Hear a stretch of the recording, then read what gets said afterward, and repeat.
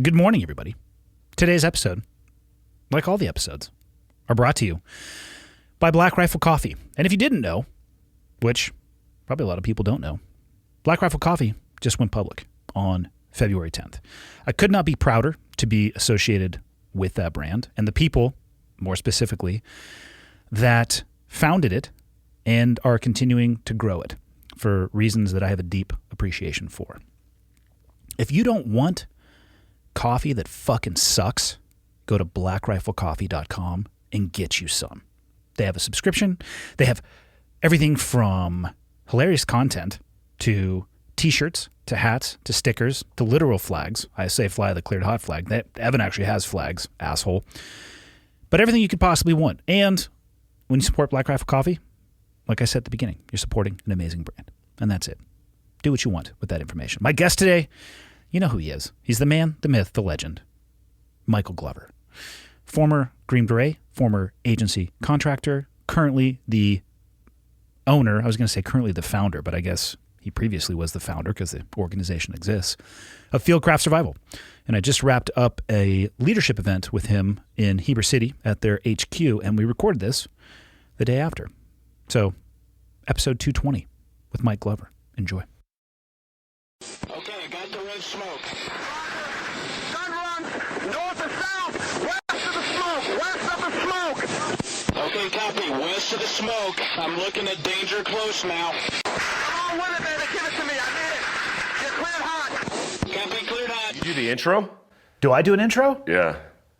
Oh, I don't do that when the people are there. That would be super awkward. You mean like the introduction to the episode? Yeah. I don't have to introduce you. You're creeping up on like the second most recurring guest. Dudley still Is Dudley still number one? Of course he is. I can't get him to answer my DMs. John. Really?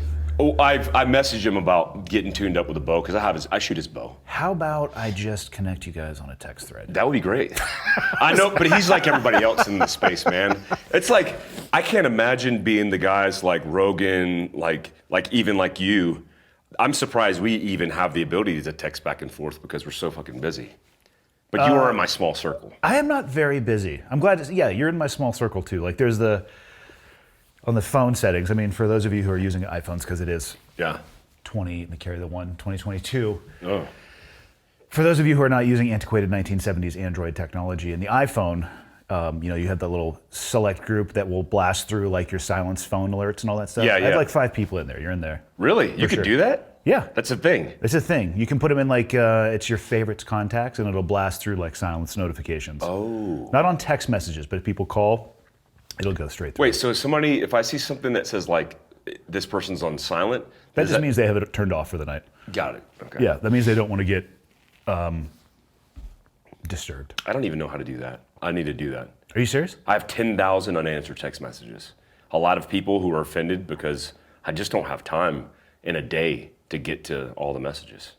Well, I'm glad you get back to me then. I do always. There's only a few people where I'm like, all right, if they're hitting me up, it's something that's significant. There's usually a time gap, but it's the same for me. Yeah, I'm not as busy as you might think. Like we were talking about last night at the event, I am an accidental entrepreneur. Dude, that is, we talked about this, and this is something I will keep pressing until I'm not writing a we're book. elderly. It's about a book, right? No. Like, dude, you should, if you could find the philanthropic, donate all the proceeds to the Navy SEAL Foundation. You could do that.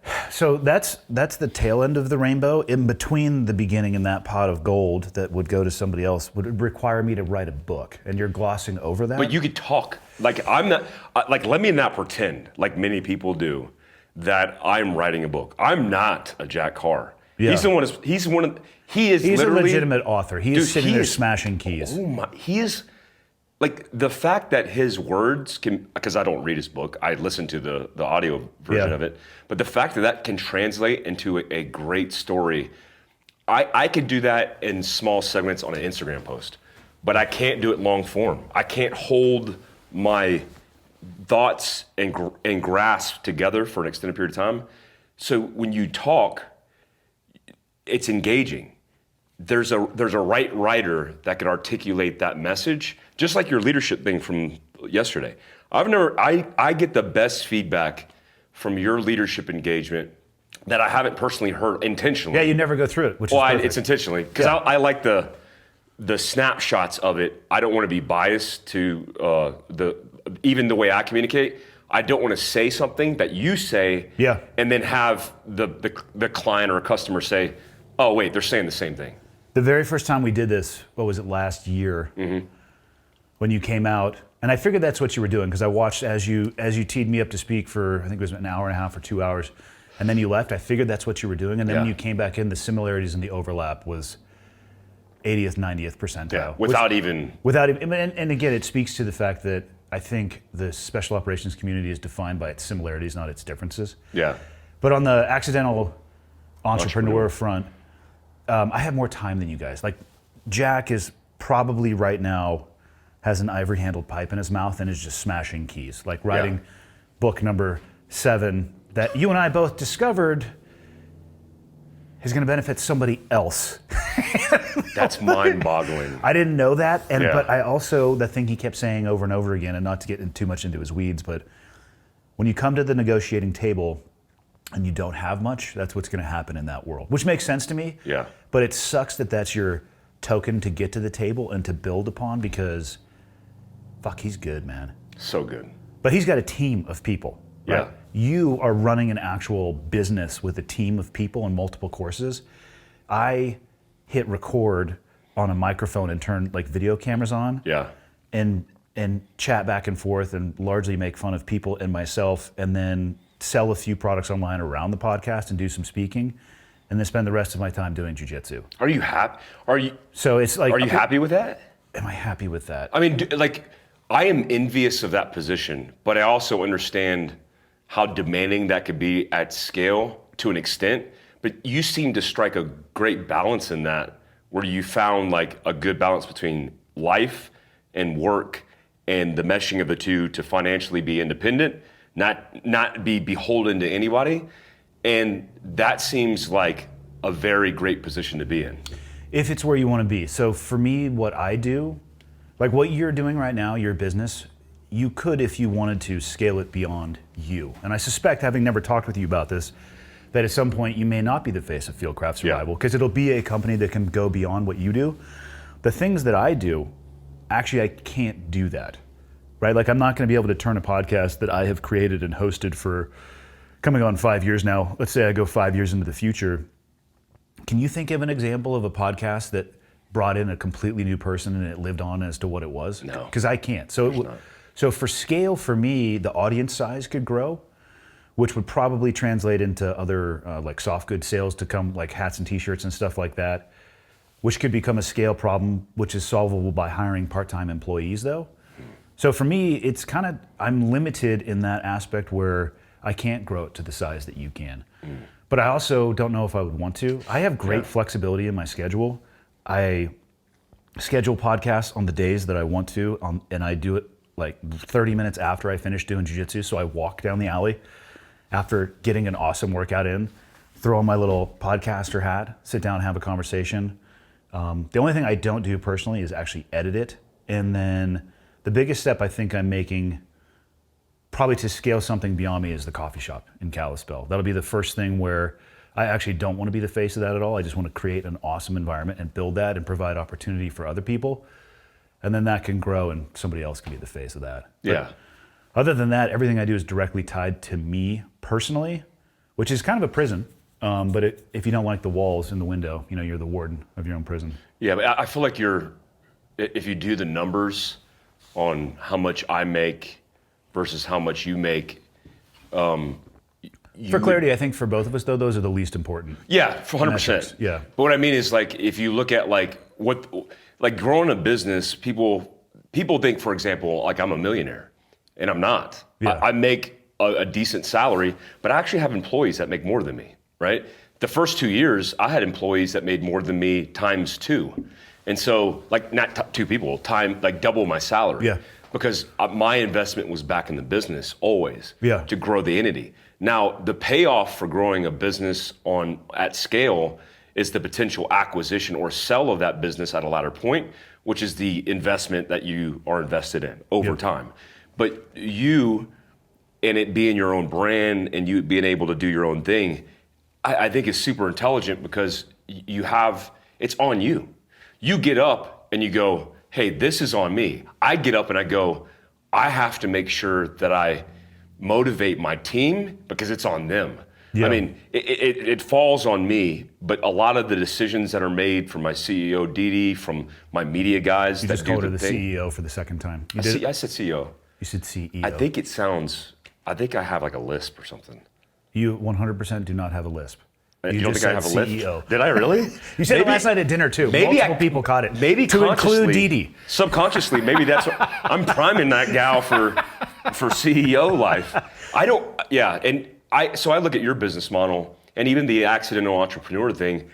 There is a recipe there that I think we've both figured out, but you're living, that is self-empowering and very important to tell people about. It's almost like the Evan Hafer story on like, how do you scale a drink, right? Into a $1 billion valuated public company. And a lot of people by the time this episode comes out, it will be. It would be. If you think about that. Yeah, next week, yeah. Oh, yeah. This will be out by the time. It just happened. Yeah. Do you think, because I think Cleared Hot, which is interesting, I don't think Cleared Hot is just you, because I think it's become a thing, right? It's become a cultural thing where it talks about, it's like the Tools of the Titans with Tim Ferriss. It's kind of its own little thing where you could do spin-off books, for example, because you could do, I'm not doing a book. Hear this out. I'm taking off this such hot jacket. Dude, it is. It's so hot. Emerald Stock hooked me with that. I hooked Andy up, but that's the hottest jacket, which is a good thing I've ever worn. So hot right now. So hot. You now that you took off your jacket, your transcribe alone of your podcast could be a book like Tools of Titans, where he actually transcribes the interviews that benefit people. And I just mean there's different opportunities for mediums that make sense to me for your brand, because it's such a significant, important brand, I think. What would be the motivation to do that, though? Because when I initially look at an idea like that, I think, okay, like we were talking about, somebody asked us a question at the Q&A at the end. What is your litmus test, or what's your driving principle or guiding principle when you make decisions? And for me, the money goes to the back end, and I have to think about things from, do I actually want to do this? And for clarity for people who are listening or watching, I have made some of the fucking dumbest decisions with money. I'm not going to sit here and say that money is not a motivating factor in my life. I'm just at an age and an experience level with money where I have stayed at jobs far too long because of what I was getting paid. And in that moment, I was like, oh God, this is the most money that a man could ever make. And now I look back, I'm like, oh my God, I had put golden handcuffs on myself, and that amount of money is like a shitty quarter. It's like, it's all the context of where you are. So I've been there, I've made poor decisions in making money in jobs. I've made poor decisions on saving money and buying them on what could only be described as frivolous and exciting things in the moment. Yeah. Cool trucks, cool wingsuits. I've invested in cool trucks. I've been smart enough to get the brands to buy the wingsuits for me. I haven't purchased that many myself. However, I do have a closet full of wingsuits. Really? Oh yeah, I've got at least 15 of those things. Shut up. Oh yeah, well I was professionally jumping for almost 5 years. And the technology in the suits, it's like... how much does a wingsuit cost? Like a top tier wingsuit? $1,500. Oh. It's fabric. People look at them as if they're made out of unobtainium. It's nylon with some ram air inlets on the front and the back, some zippers. They're not crazy. Wait, they're not integrated into your canopy? No, not at all. Oh. So you can switch parachutes out, and you can jump almost any wingsuit with any container. So I can put a skydiving container on, take it off, put a base jumping container on, take it off. So the wingsuit, there's zippers in the back too. You just zip the container into the actual suit itself. Oh wow, I did not know that. So I played around with all of those aspects, and money has been to my detriment almost every single time. The desire to just try to make more money has been a detriment in my life almost every single time. Obviously, I understand there's an aspect of you have to pay your bills, take care of your family, your obligations, all those things, great. But the idea of transcribing the podcast, I look at that and I think, do I really want to do this? And if it sounds enticing to me, why? I would look at that as almost like a different way to try to make money. So my initial, like what the initial thought of that is like, man, I don't know if I want to do that. I don't know if it would help anybody. If people wanted to learn about that, they could go on any streaming platform for free and click on it right now. Right? So I don't know if it wouldn't be any more empowering or enriching for me. Maybe it would help other people, but they would have to pay for that, as opposed to right now they could just go get it for free. Yeah, I think it's just a different medium for a different genre of people who just potentially don't want to necessarily listen. Or like me, if I listen to like Jack Carr's books are a prime example. I have all of his books. Yeah. And do you need me to sign them? You can sign them later. I actually want you to sign them, Jack Carr. But I have all those books in my collection, but I've never read them, but they're my reference. I like this idea of being able to reference off the shelf when the Google machine drops out, or just have it referenceable. And so I think like even for every major audio book that I find impactful, I'll buy the hard copy. Yeah. And so I think it's just a different medium. And I'm spitballing here, but I think your medium, which is free, where you provide the value for free, is people want to give back, right? They want to support you because they want to support things that are doing good in the world. Yeah. And they're doing that. But like your swag sells out, like for example, every single time it drops. And it's a cool brand. But I think there's cool little mediums that you could do. Even with a coffee shop, we talked about doing the speaking engagements there. People are going to come into that town. The economy of that area is going to be boosted because of your brand. And yeah, there's money. And that was an intentional decision. Myself and my business partner, when we were talking about the size and scope of the investment. So for people who maybe haven't heard, we're building a Black Rifle Coffee location in Kalispell on the, I guess it would be the southern end of town. The northern end of Kalispell, closer to Whitefish, has got the Lowe's, the Home Depot, like the newer construction, if you will. By Bass Pro? By Bass Pro. I would call that's the north end of town. I would say that's the more modern construction. The main street, like the building that the studio is in, the historic buildings, that's more of the traditional area. But we were talking about it, and one of the first conversations that we had, we were just asking each other questions, like trying to figure out the why. Like, why do we want to do this? And I forget who asked the question. It was either he or I. But it's like, if you wanted to go and have a business meeting right now at a coffee shop or a location in town, where would you go? And we were both scratching our head, like, not a really great place to do it. If you wanted to have an author or speaker come into town right now and do an engagement, where would you do it? Not a great place. Why don't we build that? So it's a quarter block. I think I've showed you the renderings. In Old Town, or is it in the new area? It is 2 blocks west of the current studio building on the same third app. So Historic downtown. Historic downtown, but historic downtown is getting revitalized. They're going to do a boutique hotel 1 block away from the coffee shop that'll open up like a year after we're done. Really cool.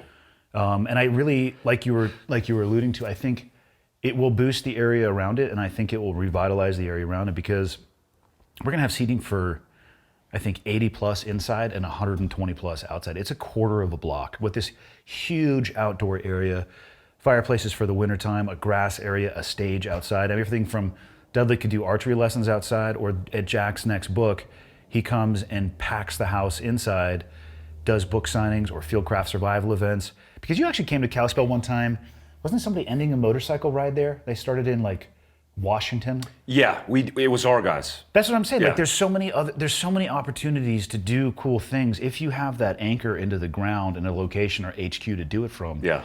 That it has this gravitational pull and it'll pull people in there. So to me, again, to go back to how I make decisions, I'm like, oh, like that's why you do this. And so you can elevate your friends and create an environment where you can just do cool shit. Yeah.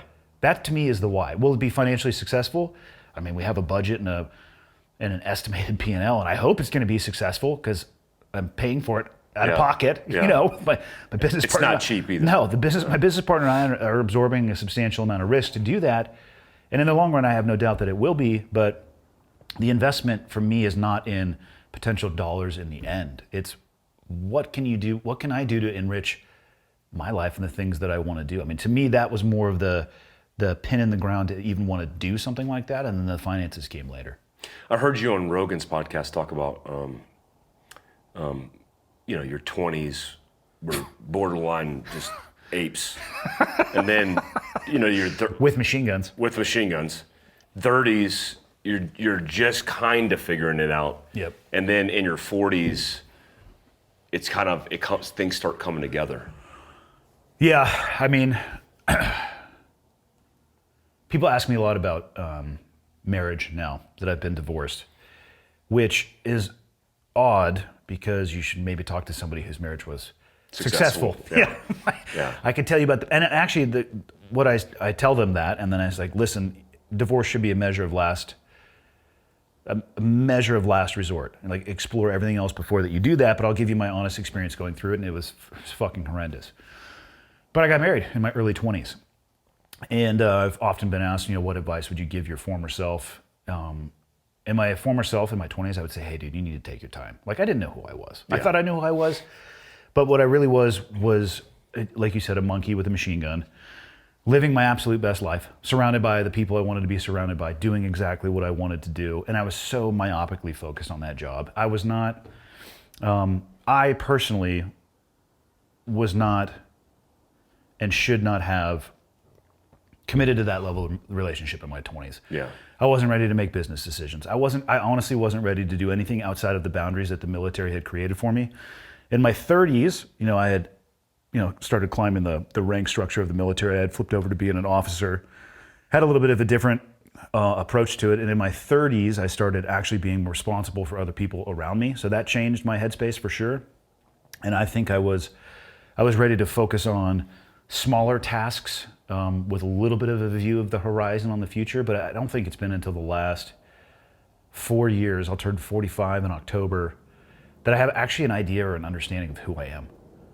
It's taken me that long, and I don't think that it's that uncommon. I'm not saying that people can't figure out who they are much younger, but for me, I don't think I understood what I wanted from life and what I was looking for from life until my 40s. Well, so what is it now? Because we briefly talked about jiu-jitsu yesterday in the professional development course, and I remember my life was the military, but when I was off, it was jiu-jitsu. It actually played a profound impact in my life, and mine was Machado.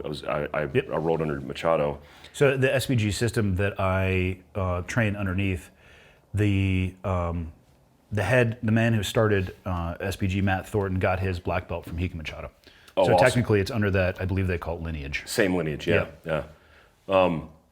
After several injuries, that kind of scared me into a place where, I don't know if I want to risk this, because, dude, I spent 6 months last year, arigato, Mr. Roboto. Other way around, domo arigato, Mr. Roboto. Is it domo? Yeah. Is that true, John? Is that domo? Okay, John. As the professional Korean in the room, you should have known that, even though I think it might have been Japanese. But he's actually John is not his real name. He says, my media guy, John Park, who used to be a Korean Navy SEAL, a legit Navy SEAL. Not saying there's illegitimate Navy SEALs, but a legit There Navy 100% SEAL. are illegitimate Navy SEAls. You Is can there? find them on the internet. A stolen valor. Of course. Yeah. His first name is John, his last name's Park, and he ran Red Cell, and I'm like, John, suspect. Yeah. It's not John. It's like Sue. Oh, that's not a last name. What's a good first name? What's a good Korean first name? Sue? Minsu? Minsu. Yeah. See, that's your real name. He just gave it away. Interrogated, man. He just gave it Minsu Park. Yeah. What were we talking about? Domo arigato, Mr. Roboto. Oh, my Jiu-jitsu. Jiu-jitsu. So when You're like a secret jiu-jitsu player, by the way. This is the first time I've ever heard you talk about it. My most significant injury was, as a team sergeant, I was training up the All Armies Combatives team for 10th Special Forces Group, and we were at the Air Force Academy, and we had all the fighters, and me and another guy had been designated because of our combatives and jiu-jitsu backgrounds. Because I have a Thai stand-up, good Thai stand-up game, a little bit of boxing at MBS at a gym in North Carolina, and then a good ground game. We were designated because we were waiting to take over these teams to go train the All Army Combatives guys. So we had like D1 pro wrestlers, like great wrestlers. Yeah. And I was training with one of the guys and ripped my hamstring. Did you hear it go? Oh yeah. Pop, gone, and then it rolled up like a fruit roll up in the back of my knee, and my entire leg from hip flexor to ankle was completely red. I had to get this ultrasound for blood clot. It was bad. Emergency surgery. Yeah. And so I have a scar this big from my ass to my knee, and then I'm missing about a fist size of my hamstring because of that injury.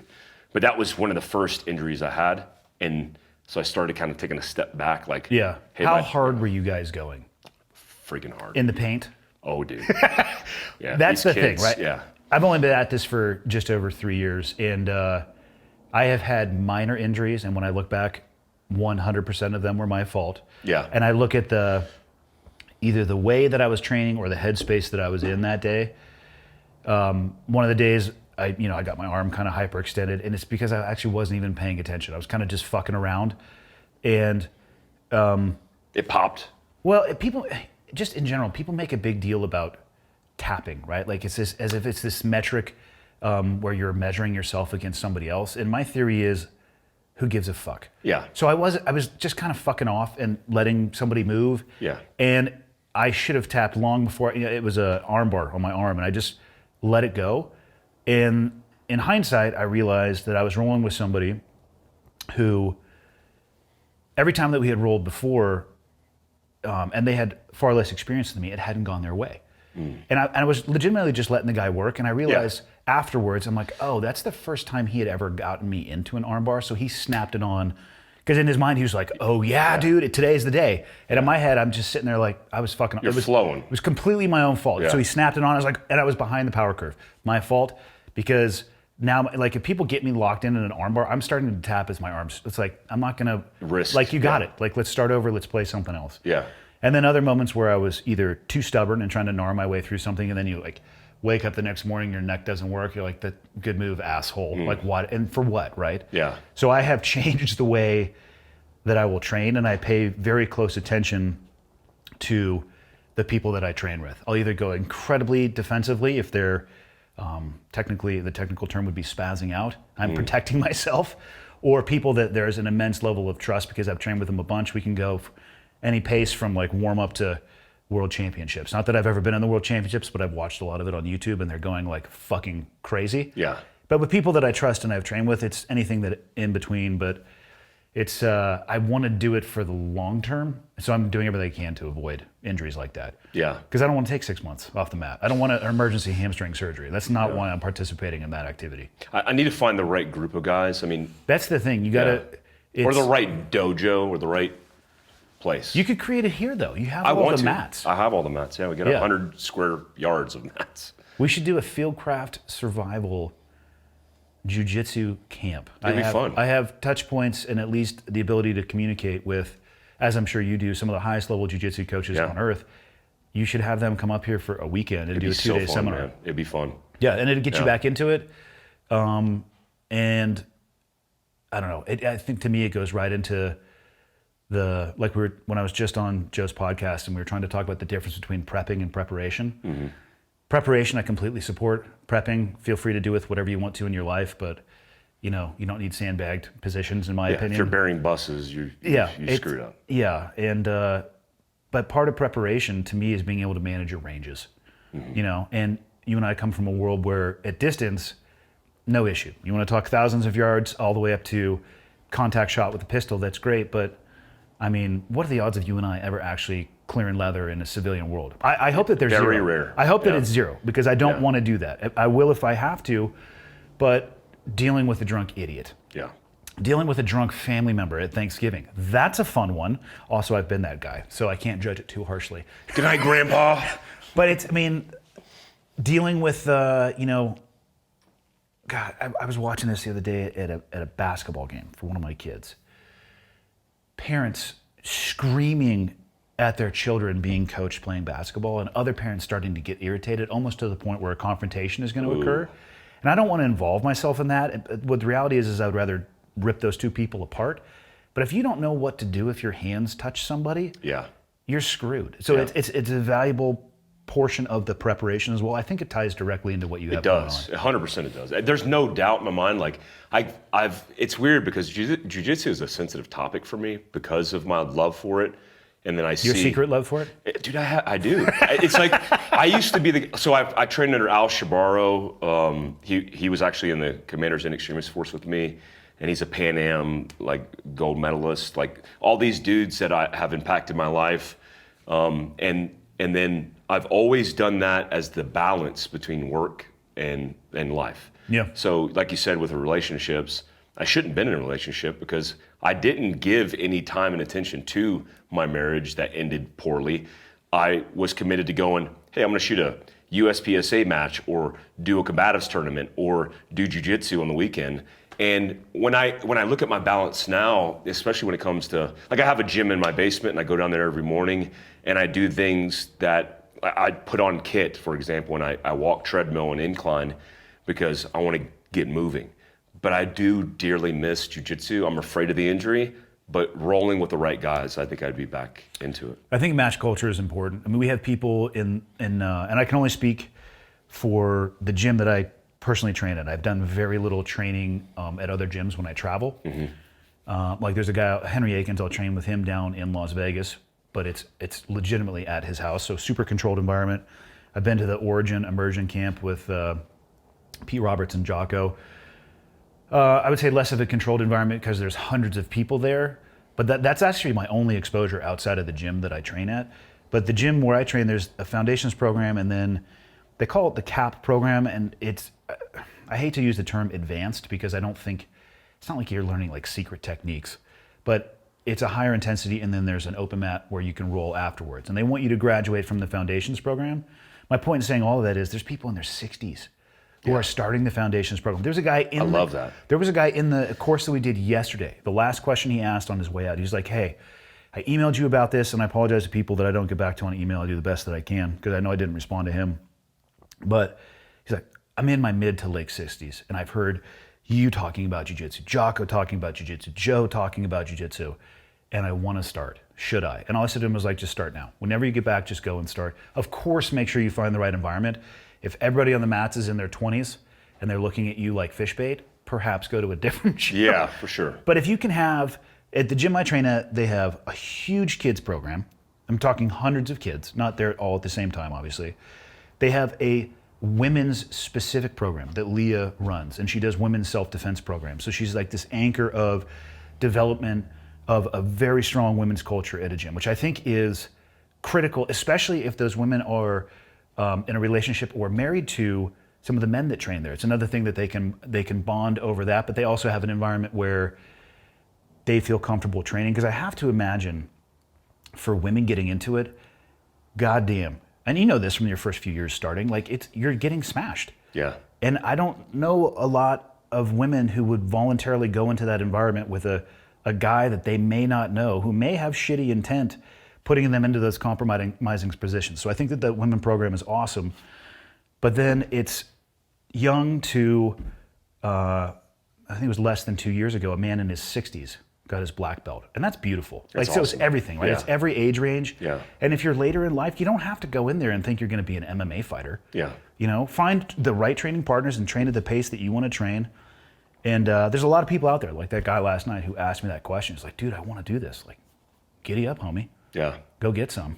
I would, if somebody's listening to this and they're an accomplished jiu-jitsu practitioner, I would hire a guy full-time right now to run the gym downstairs. I mean, we had, in Prescott, I had an entire warehouse full of mats. Chad Robichaud was local, who's an accomplished fighter and jiu-jitsu practitioner.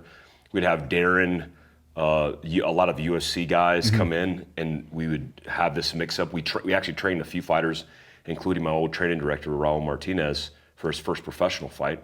And it was amazing, man. I would hire right now a guy to run that downstairs. And it's motivating me because I need it. And I see you guys, and I'm almost envious a little bit because I'm like, man, they found the right guys to roll with. Yeah. And that's key.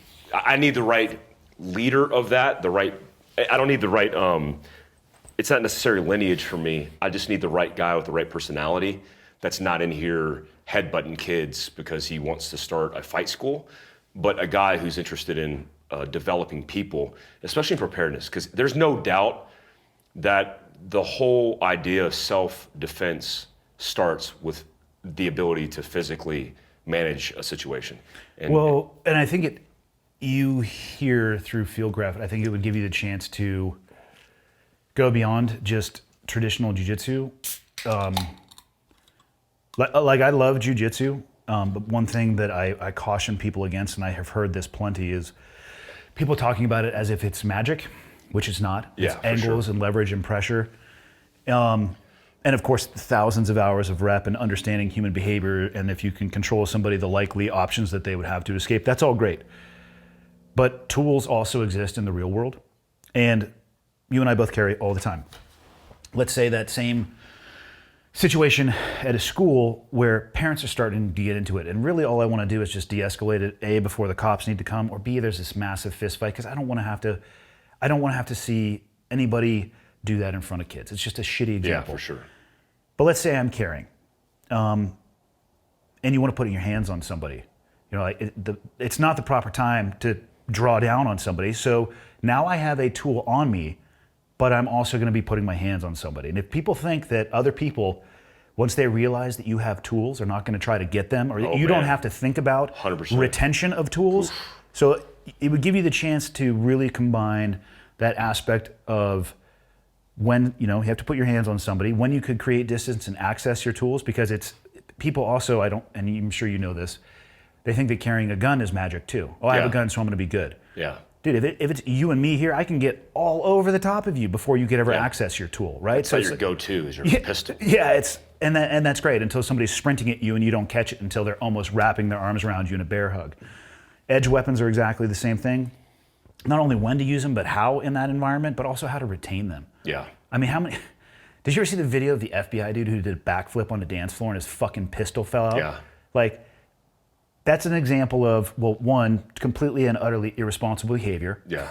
But backflip with a pistol. But two, let's talk about the retention of that particular holster. How is that going to go if he is in a situation where they're tussling all over the place? That pistol might have come flying out and gone into the crowd, and who knows how many friends that person might have or that person's ability to grab it. Yeah. It gives you the opportunity to address issues from utilization, carrying positions. I still see people rocking like the 6 o'clock small of the back carry. I watched a guy do it in Kalispell.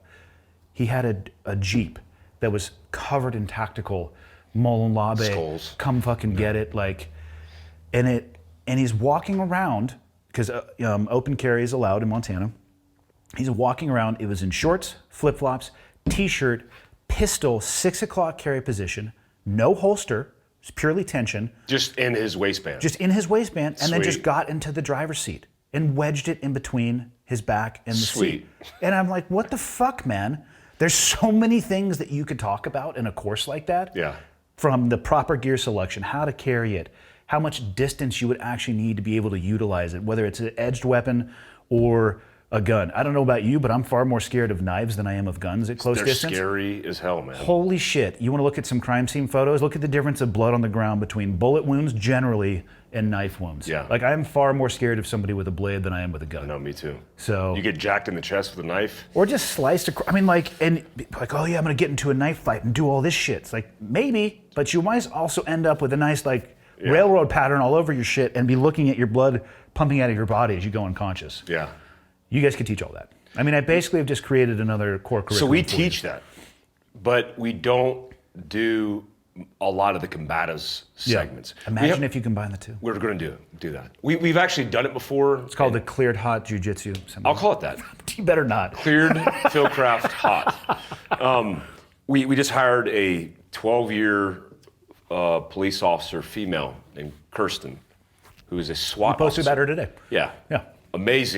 Amazing role model for bridging this gap of women who are intimidated by this idea of self-defense or interaction, physical conflict resolution, and putting them through scenarios. She's going to be the head or the lead to run that course, which is all Sims-based, which is all scenario-based. You want to see some funny shit? Put people through scenarios for the first time, and the amount of the amount of variables that people affect their behavior is through the freaking roof. Because a lot of the things that we see in those courses aren't necessarily defaults to training because people lack the actual training. It's defaults to triggers and trauma. So you have people who aren't prepared for this scenario that triggers this trauma inside them, and immediately they start bawling in tears. And you're like, whoa, we haven't even started because of the stressors that are just bound to happen. I love that course because I think any self-defense course shooting bullets through paper and steel is not a reflection of the reality of how things work. And I don't think we did enough of it. At the tail end of my career, we were doing a lot more Sims hits. We did a lot of force on force. Did you guys do that? Yeah. I mean, early on. Did you? Early on, no, but we were also running around with MP5 SDs and Nomex flight suits. So Yeah, I remember those days. I mean, they were awesome. So bad. I can shoot the fuck out of a pistol caliber carbine. Those are your coolest pictures. Those are your coolest pictures. With that MP5. Thank God. Especially with the K. Yeah, I think just thankfully we never had to go against other human beings with a pistol caliber round. It's so insane. I actually Can saw. you imagine taking an MP5 to like Afghanistan or Iraq? I saw that recently. A picture of an operator with a K. The Really? shorty on a bird, and he had it, and he was just like posing for a picture, and I was like, wow, that's interesting. Hopefully they were like dropping the bird off somewhere and he was just there to be like a passenger. Yeah, I hope so. I get the MP7 thing because I get a troop full of dudes saturating a target with all MP7s. Yeah. Because when you go into a room and there's 6 of you zipping dudes up, you don't stand a chance. Correct. But the sole operator on the rural hit with the MP5K, not too smart. Yeah, you could have a mix. There was a trend for people to go, and it was all based off of, I would say at least, weight reduction. Yeah. You know, because, I mean, again, what does an MP7 magazine hold? Like at least probably 30. Yeah. And they're light, and it's a small round, and that's great, but 100 plus yards.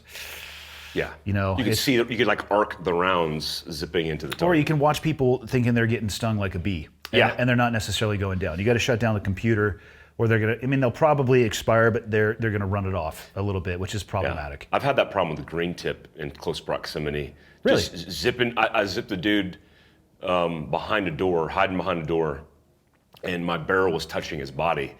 And here's what I tell people especially about the understanding of how your perception of the threat being ended. Yeah. Because people are like, my favorite scenario is I tell people a modified El Pres, let's take 3 targets side by side. You walk into your kid's bedroom and you have 3 equal threats. How do you address them? This is a very shitty situation. How did they get in there in the first place? I know. Like, when did they come in together? Like, They one climbed in the window and they. they lined up exactly 1.5 yards apart. So I give them that. Like, that's the best case scenario for the worst case. It's like they're equal distance apart. It's an easy recipe. And I always ask the question, how do you address each individual? And what you get often is the legal jargon, right? I identify the threat and I eliminate the threat and then move on. And I said, well, how do you perceive that threat? So how many rounds does that mean to you? And a guy will go, well, as many as it takes. Yeah, but how many do you have on you?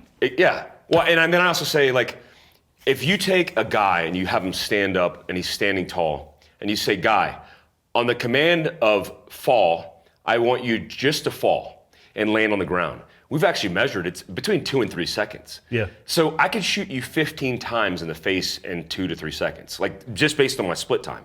So if you look at that, you go, if you waited to perceive when somebody was down because they're no longer a threat, that would be 2 to 3 seconds per person. You would be killed by an immediate threat because it's immediate. It's not imminent. It's a guy pointing a gun at you, and you don't have the time. So the idea of like shooting an El Pres where a Grandmaster can shoot an El Pres in less than 4 seconds with 2, 2, and 2, a slide lock reload, and 2, 2, and 2. Which, by the way, is incredibly impressive to watch. I've seen Crazy. it happen. Insane. But it doesn't necessarily mean that it replicates anything in the real world. 100%. Yeah. So I would say, like, when you have more than one threat and you're addressing them, you do want to work the problem set as fast as possible to change the psychology of the gunfight. Meaning, you might want to go 2, 2, 2, and then come back and then address the first guy who is still likely falling to the ground. Because that dude that I hit him 10 times with green tip, and we actually assessed an SSE, in sensitive site exploitation, what the rounds did. So we turned him over and we started. It was a contact looking shot? at it. Contact, yeah, all contact. And half of my round, this is a weird year. I don't know if you ever did this, but we were stacking green tip with, at this time period, 75 grain Hornady. So we had one green tip, 62 grain. I never got creative with that shit. Yeah, we were getting creative because we had a couple vehicle interdictions where rounds weren't affecting the target as well. With the at the time it was 55 grain, and then like whack rounds, like 55 grain ball, right? So we were like, oh, if we have one round that punches through, one round that's not doing as well, at least we have the double stack. So you could see where the green tip, where you could take a Coke straw, stick it through, because it's high velocity, not creating a lot of damage, versus the Hornady that was creating basically a cloud of dissipation of energy that was opening up his back with big holes. Even on a contact shot? Even on contact shot. Well, I mean, I say contact, but as we displaced, the first several shots were contact. Close enough, yeah. Because he was hiding behind a door. I pinned the door with my barrel and had a 10.5 inch barrel, and then pushed it, illuminated the space under nods, and it was like, oh shit, and then it was like click, boom, boom, boom, boom, boom, boom, boom, boom. And so... It's not very good hide and seek by him. No, not at all. Have you ever, hypothetically, had this hide and seek situation where you go into a room and as you're clearing your required area, maybe there's curtains and you see feet sticking out underneath? I have. Dude, I had one instance in Afghanistan where we were clearing underneath the house in a structure, and there was a brick wall. And in a port of the wall, it's where you clean the shitter. Yeah. So you stuck the shovel into the poop, and looking down in there, there's a dude hiding, and he's in the shit, literally, and you're just like, oh, this is bad for you. I'm sorry. I'm sorry, this is the way you have to go. This is where it ends. But yeah, those are funny moments, man. Yeah, I never had that experience with green tip. I don't know if I ever contact shot anybody with it. I think it performs better at distance. Did you guys use green tip primarily? Yeah, for sure. At that time period, that's all we had. Yeah. Right? There wasn't a lot. I never got nerdy about, there are guys, well, maybe nerdy is not the right term. I never got passionate about ammo or particular weapon system. Yeah. I've never been that guy. People, well, what did you modify about your weapon when they issued it to you? I was like, maybe I spray painted it? Like maybe? Yeah. Or like scrape the rust off from the asshole that turned it in before it got issued to me on the previous deployment and made sure that it worked. But I just shot the ammo, like, where'd you get your ammo? I'm like, the green canister, then it came in brown boxes. Yeah. I never went deep down the rabbit hole. I know that there were guys who, they're nerding out over like a 1-8 twist versus a 1-6 or a 1-7.5. To me, when it came to the weapons, if they went bang and the projectile had the desired impact, like, it was good. Yeah, and we got what we got too. Yeah, and I think now, even at development group, there was a little bit of leeway. From my understanding, it's gotten better, and their procurement process is extremely robust. And truly part of the mission set there is to develop, so they're playing with a lot of stuff. I just never got into it. I would have maybe there was armorers there, and then they were great. Maybe shave off a little bit of the pressure on the trigger. Where like, hey, can you move this piece over to here? Or, like, this is my breaching shotgun. Like, I need this thing as light as possible. Cut everything off, and I'm going to bungee it underneath my arm, and they would do that stuff for me. But yeah, I think green tip beyond 25 yards, the performance starts to improve as well. Yeah. But it's certainly coming out the backside for sure. Yeah. And I witnessed people get shot 5, 6, 7, 8 times in the chest and kind of walk it off. Yeah. They expired, but there was time in between that, and you'd find them a couple rooms deep. It's not optimal. Yeah. Especially if they're just looking for a button to push, Yeah, it's weird because I've found that this idea that the switch gets flipped on people, it's very rare. I saw it in sniper operations. Yeah. I've seen like I can't remember who it was, maybe one of my buddies, Damon, hit a dude center line and completely disconnected his central nervous system. But it was like the puppet master cut the Spine strings. pulled out. Yeah, it was like bloosh, right? And he just collapsed. Yeah, I mean, it was like the strings were cut and there was no rigidity, contraction, muscle. Yep. And it just was a different effect than I was used to seeing. What round was that? You're hunting. It was, that probably was a 300 Win Mag. Yeah, that is the overpressure involved with that for a human being is. Oh yeah, you can't. Yeah, you ain't walking that off. You're not. So yeah, that doesn't surprise me that happened. Yeah, in my experience, it's the opposite of the movies. Unless you take what's on the inside of their head and put it on the outside of their head, it's not as instantaneous as people would think. You almost gotta find it. It's like shooting the star at the county fair. You're like hunting. The most effective, I would say, the most effective training target that I've seen was in Safar Tech, which is a whack acronym, like Range 37 in Special Operations. Please change that acronym. It's like Special Forces Advanced Reconnaissance Target Acquisition and Interdiction Course or some whack stuff. They got to work on that. They have to. It's crazy. But it's they had a target set up where they had a rubber band through a styrofoam head, and then it went through the styrofoam head into the chest of the target, and there was a balloon wrapped around the rubber band, and it had a T-shirt on it. And you would hang it from the corner and the point of domination, and you go in. So if you shot it and you hit it once, this whole double tap, this whole like couple shots would not work. Because if you didn't hit the balloon precisely, it wouldn't fall. Oh, because it would pop and then snap the rubber band, and then the whole thing would collapse. Yeah.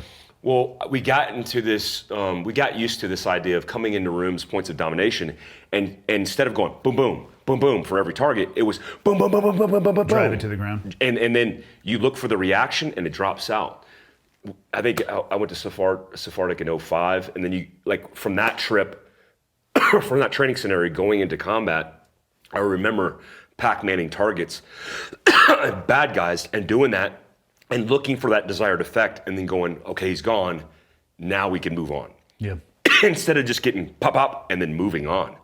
Like this idea, like 2 rounds is gonna get her done, not happening in real life. It's a good academic principle. Yeah, I think it's good for the, especially for the acquisition of finding a target, the shot process, and then the repetition on target. It's a good principle to build fundamentals. It's easy to grade too. It's easy for a cadre to come down and either, 100%. Hey, you did a good job, or, go grab the tire and do a lap with it. Yeah. 100%.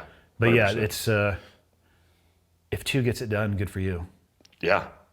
I mean, yeah. My personal theory is drive it to the ground. Yeah, mine is stitch it from sternum to head. Like I realized, work the problem set by stitching it, increasing the probability that you're putting the bad guy down. This is all hypothetical, of course, for people listening. Yeah, well, this is not real. We're not talking about, it's like, look at these 3 serial killers. I just realized we may have probably lost the vast majority of the audience. Oh, this is recorded? Yeah. Oh, my bad. Let's divert to something, because I on the way in here in Heber City, there's a beautiful airport across the road, and I was thinking about this because we had talked about it yesterday. Aviation. I am intrigued by the process.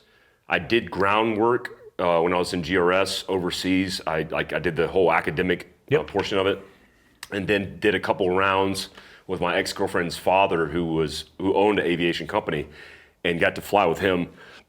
But you knocked out all of your stuff really fast. Where did that desire come to fly? Why did you get into it? And then how come, are you still doing that? Because it doesn't seem like you are. No, I'm not current. The good thing is, though, for pilot's licenses, they're good for life. Like, it's not like they're going to take them away. Of course, and there has to be a recurrency process. Yeah. So I am not current when it comes to aviation. However, I still hold the licenses. But you can get in a plane right now and fly, right? Or do you have to go through with a... No, I would need to go through a recurrent process. Okay. Could I physically do that? Like, as we were driving to your house yesterday, and I was telling you about the Cirrus aircraft there. Yeah. I think I've got like 1,500 hours into Cirrus. I could go in there and run through the entire checklist by memory. It wouldn't be legal for me to do so. So physically, yes, I could get that plane off the ground and land it, and we'd be fine. However, that's not the route that anybody should take, nor would I ever take that. When I left the East Coast Command and I checked in as a BUDS instructor, they were looking at ways to increase throughput. So for a year, they got rid of winter hell weeks. So there was this gap in training. So I was a second phase instructor, and they had just finished a second phase class, and they were holding off starting first phase until after winter. Wow. So I check in and in sunny California. Yeah, I check in and the guy's like, see you in 4 months. I mean, obviously I would go into work. Yeah, check in every once in a while. Yeah, so I didn't have anything to do. And as I was driving home from work one day, I was living in a subdivision of San Diego called Santee, aptly called Santucky sometimes. And there's an airport there. And the route that I would take to get home was on the freeway that would go underneath it. And you would see these Cessnas coming in, just fighting every aspect of aerodynamics because there were student pilots flying them. And most student pilot flights are basically a controlled crash, to include the ones that I did. And so I was looking up at it, and I was like, son of a bitch, that looks interesting. So I got off the freeway, went over to the flight school, started asking questions. This is random. Totally random. A drive-by. Drive-by. Literally, I was looking at an airplane. I'm like, that looks insane. Yeah. And I think if I go left here, I can go to the flight school and ask questions. So I drove over there, talked to the people there, and most flight schools, to include that one, have a program like, hey, the first flight's on us. So I was like, I would like to do my first lesson. Yeah. So I get into the plane, and it's like, the first time you fly an airplane, you need to use air quotes for that, because what you'll notice is the instructor has their hands all over everything as well. There's 2 seats up front. They don't want you to die. Yeah, you might get to pull back on it a little bit, but you'll notice their hand is on their yoke as well too, which it should be. And you do some traffic pattern work and you land, and it's like, hey, what do you want to do? And I'm like, I would like to become a private pilot. So I got like 40 hours, got my private pilot's license, and just kind of shelved it. That's all it takes is 40 hours? I think you can get it in less than that. You can probably get it in like the 30s or the 40s. There is a knowledge aspect, so you have to take a ground test, and then you take the practical test as well too. Both are equally difficult, actually. There's a large knowledge base involved, airspace, weather, and everything in between. And then the practical aspect, I mean, you do stall recoveries, you'll do limited visibility, they'll do an exercise, where you essentially they figure out ways to, kind of get you lost, and you have to identify where you are just off of radio beacons and things like that. You learn how to do all of that stuff. Yeah. It's a good test, and you take off and landings and all that stuff, aborted takeoffs, aborted landings, making sure that once they sign off for you to bless you to go fly by yourself, you're not going to kill anybody or yourself. And after that, I kind of shelved it and just started being a second phase BUDS instructor. This is pre-becoming an officer. Mm-hmm. Oh, so this is early on. Yeah, this is in like 06. Oh, wow. Yeah, I got commissioned in October 1st of 08. So this is like 06. And I had already, shortly after getting to BUDS, I started working for CrossFit on the weekends. First just attending seminars, and then working on the military seminar side of the house, specifically and almost exclusively up in Canada, and not very frequently at all. And then that job kind of built over time. I was working on the weekends, nearly every weekend, just teaching the philosophy of CrossFit, the normal level 1, traveling around the world. And at the time, the founder had a house in Santa Cruz, Prescott, and San Diego. Yeah. And he was like on this death spiral of like driving back and forth. It's this death triangle of about 8 to 10 hours from location to location. And he called me one day. He's like, hey, you have your private pilot license, right? I said, yeah. I said, I'm not current though. And he goes, okay, we're buying an airplane. I'm tired of doing this drive. So start. What? Yeah. He said, so start doing your flight training again. Have you ever told this story? Because this is like crazy. Yeah. It's not that crazy. It's insane. I wasn't flying unicorns around or anything. Yeah.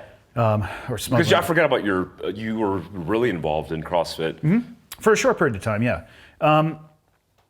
So the next day, and so when I had learned to fly, as most people do, is like Cessnas, 152s, 172s, 182s. People call them steam gauges, just the analog gauges versus a glass cockpit. Both work really well. Like a Cirrus. Correct. And so when I had learned, all of my training was specifically on analog gauges, and when it comes to taking flight lessons, there is a cost associated with technology. Like if you want to take lessons in an airplane that has a full glass cockpit, you could probably expect to pay a lot more per hour. And they didn't even have them at the school that I got my license in, so it was all on analog. And it had been probably 2 or 3 years since I had got my license. So I did a little bit of research first, like in San Diego, where's a good flight school to go to? And I found a place that was a Cirrus training center. So that's when I first got my exposure. And so when I started retraining, everything from then on was completely on glass, which it's a different skill set for sure. It actually can overload you with a lot of information because you can just present so much more, and it's much more visual and graphic in nature. So at first the Cirrus is. The Cirrus is. It's like flying an iPad. It's like all... Flying a couple iPads. Yeah. And now they have like, it's all touchscreen instead of analog buttons and Bluetooth, and you can get like flight logs and all sorts of stuff. You can all do it digitally. So it's definitely gone that direction. So I started, I had to get recurrent. And I did that in a Cirrus. And then I started tackling my instrument rating. And for people, and when you get to this point, my advice to you is once you start, don't stop until it's done, because the instrument rating test is, again, on the ground. You do a test on a computer, then a oral test with a FAA examiner, and then a flight test. I would say the flight test is the easiest part of it. There is a huge knowledge base when it comes to instrument or IFR stuff. So made it through that. And I don't remember what I got next first. It was either my multi-engine or my commercial, but I ended up getting both. And around that time, I got introduced to a guy who worked for the FAA named Scott, who ended up becoming friends, and he really shepherded me through my aviation journey. Greg got his Cirrus at about that time, so I was banking hours back and forth from Prescott all the time. Prescott, Watsonville, San Diego, just versions of Scottsdale, like just everywhere. San Francisco, SFO, LAX, like all kinds. This is all your free time as you're still a SEAL, right? Correct. When you're at Buds. At this point, I had finished my tour at Buds, had done my tour at Team 3, and was now the operations officer at the training detachment. Oh, awesome. So we're talking afternoons. Actually, when I was getting my instrument rating, I had an instructor he was awesome when it came to accommodating my timing. And there's a Marine lair for a lot of months in San Diego. So I would go in early morning, and we would do instrument training flights. And so I was shooting, a lot of the times you'll throw goggles on, to limit your visibility. But every day that I was out there training, I was doing actual instrument approaches in Marine layer. So I was actually flying through clouds and getting used to that. It was awesome. And then I would go to work. So I'd go do flight lessons in the morning and then go to work and maybe do flight lessons in the evening. Greg got a Cirrus. Again, so all of the flying going on in Scott at that point, the FAA, they have people that do check rides, and they go, and for charter organizations, there are, I think every 6 months you have to have an FAA guy on board, and both the left seat and right seat pilot, they get checked by the FAA to make sure that, hey, that you don't suck and you're not going to kill anybody. And he invited me one day. He's like, hey man, I'm going to go do a check ride in the Gulfstream. You want to just come sit in the back? I'm like, that's a fucking stupid question. Of course I want to sit in the back of a fucking G4. So we flew up to like Long Beach and came back. And he hit me up a few days later. He's like, they're actually short one pilot up there for that Gulfstream. And I don't know if it's possible, and I don't know if the school would let you go, but if you want to go get your G4 type rating, they're willing to give you an opportunity to fly with them. And I was like, fuck yeah. So I went up to flight safety, Long Beach, and went through the sim. The Gulf. It was the full type rating course. It was 4 weeks of training and passed. And then went back to San Diego and did my first left seat flight as pilot in command in a Gulfstream with 486 hours. Really? Yeah. So, and it was all because of Scott. He was, the flight safety was like, there's no way. The average number of flight hours for somebody making it through this program is about 3,000. I had 460, I think, when I started. Wow. And I was able to make it through. And the reason why is it's all of aviation is checklist based. Like, you'll crush aviation because it's like, do this, this, this, and this. Yeah. If this doesn't work, or there's this emergency, pull out this manual and flip to this page and do this, this, this, and this. So I started flying the Gulfstream in addition to flying with Greg, and it was awesome. I mean, the first flight I did, it was in the right seat. I flew up to Canada, met the airplane. I think we flew to Texas, and then we flew to Bermuda or something like that. Wow. And I flew that thing to Hawaii, Vegas, Turks and Caicos. What do you enjoy about it? Is it the technical aspect? It was just fun as hell, man. Yeah. It was awesome. I mean, we were flying into like Boston in the middle of a snowstorm, and you're flipping down the heads-up display and landing this thing under a thermal. I mean, the thing, it was awesome, and it was constantly changing. We were coming back from, we were in Vegas, and we were flying into Van Nuys. And a lot of the times, if you're flying celebrities, they have to provide a manifest. It's Part 135 aviation. Right before they show up, they'll give you the real name. So Dr. Dre rolls up, and he gets on the Gulfstream. And it was my left-hand seat. Wait, in your bird? Yeah, in the Gulfstream. So we're getting there, and you do a brief, and it was my turn to do the brief because I was flying the left-hand seat leg. And I get back there, and it's like, hey, here's the emergency exits, and it gets to a point where there's like a medical issue. I'm like, hey, if there's a medical issue, I'm going to turn it over to you because you're the only doctor on board. He fucking lost his shit laughing. And then I went back up there, and then like in the flight, he's like sitting in between us bullshit, and I'm like, dude, just hop in the jump seat, like sit up here when we land. And he was cool as shit. That's so cool. So we got to fly all over, and what I loved about it is it was like different locations all the time, and so you're just problem solving. You know, you're flying to different places. And then I got linked up with another aviation organization, again through Scott, that flew smaller aircraft, the Citation 525 series, which is like your Citation 1, Citation 2, CJ1 through CJ4. And if you get that 525S, which means single pilot, meaning you don't have to have a co-pilot. In a Gulfstream? No. Gulfstream is required to have two. Okay. The 525S rating is a single pilot. That's what the S stands for. Yeah. And it rates you in the Citation 1, Citation 2, CJ1, CJ2, CJ3, CJ4. So you can fly dual prop, you can fly... Jet. They're jets. Oh. So I went through that course, and these certification courses, they're done in a simulator. What's crazy about this is that you're certified to fly this aircraft, and you've never flown this aircraft except in a video game. Now, obviously, they're not just going to huck you the keys to a plane and say, go do some laps. It's so expensive, though, to fly the actual thing, right? Correct. So there's the mentorship, and there's a process before you actually do that. But you literally you're like, here you go, here's your 525. And I had enough hours. So I was able to take my ATP, or my airline transport pilot license, check ride while doing, so you can get both concurrently. So I got my ATP, which is the same thing that like Delta pilots and Southwest pilots have, and I got my 525S in the same check ride, and then just flew those for a while too. What happened? Why did it, like, what was my motivation too is I want to be challenged every year. Yep. I want to do a challenge, right? This year's motorsports rally. I want to do Pikes Peak next year. I want to go after Travis Pastrana's record, which would be hard to do because he had one of the best cars built by Vermont Sports Car. And I want to do the pilots thing next year because I actually want to buy a Cirrus and try to fly for the same reasons, because I'm flying all over the country doing stuff.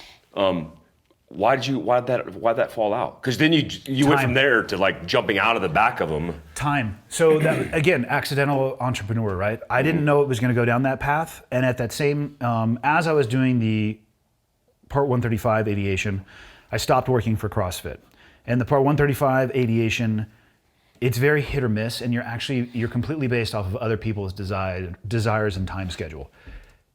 When nobody charters the plane, you don't fly. Yeah. When somebody calls up and you're getting ready to go on a family vacation and you get a call from the charter company like, hey, somebody just booked the Gulfstream and they're going to go to Hawaii for 10 days, you got to have a hard conversation with your spouse. Like, I can't go.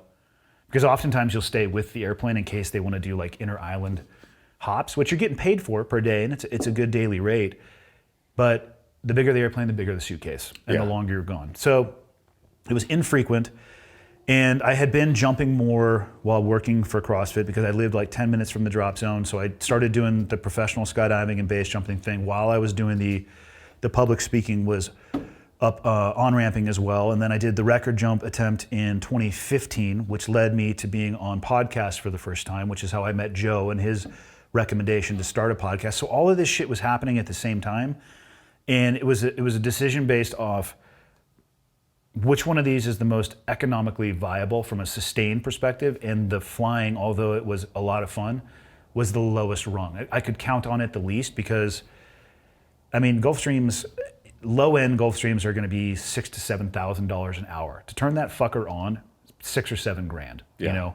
And as the numbers get bigger, the 550, the 650, now the 700s or whatever comes, like that number's not getting smaller as the aircraft is getting bigger.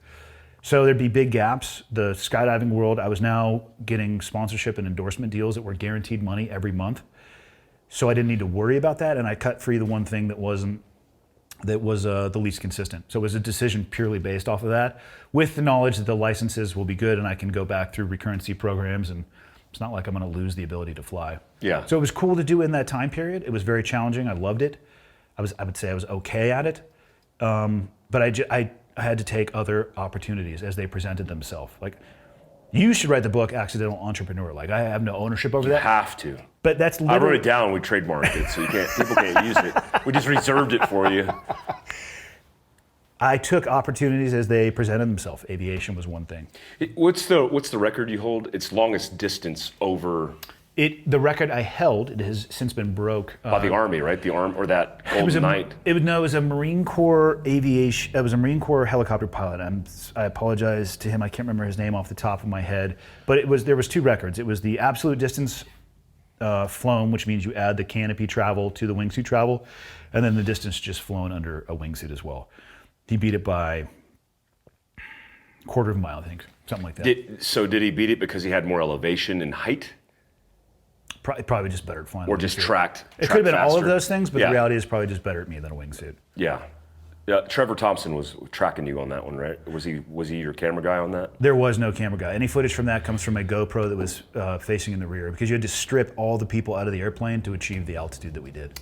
What'd you jump at? What was the 36.5. No O2 or O2, obviously. For sure. Full 1 hour pre-breathe on the ground before starting the engines. Slow flight to altitude, and we were in a highly, highly modified Cessna Caravan. Yeah. That was like completely firewalled and barely maintaining altitude. Oof. Yeah. That's insane. What's it like to jump from that height? It's cold. Balls cold. It's got to be. It's cold. I was wearing shorts and a t-shirt underneath. I didn't really plan that one well. Oof. But it was the summertime in Northern California, so when I got to the ground, it was like 100 degrees. Wow. So, I just saw that Travis Pastrana got injured on a base jump, and he's our age, close to it. He's a little younger than us. But I think he goes hard in the paint, man. I think somebody told me that jump was just like a random act of like, here's an opportunity. Did it happen recently? It happened like almost 2 weeks ago. Base jumping is very high risk and it's very high consequence. Yeah. I would never try to talk anybody out of it, but I would always try to have very open and honest conversations about what you're getting into. You ever have he broke his back, I think like the L series, yep, and fractured his hip. And I'm supposed to film with him in like 2 weeks, which is going to be great because he's going to be injured. He's probably going to be in a diaper teaching me how to race a rally car. Still out driving you, I would imagine.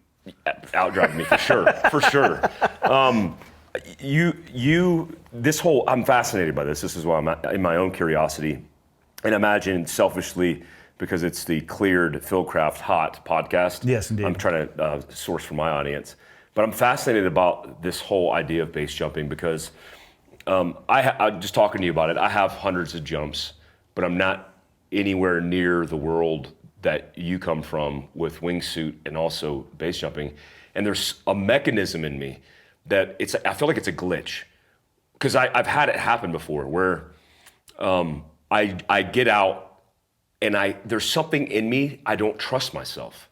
And so I actually say to myself, if I base jump and I go out and I'm supposed to arch hard and get stable, and I go out, I feel like I have a mechanism in me to go, oh God, and then just tuck and roll and just die and burn in.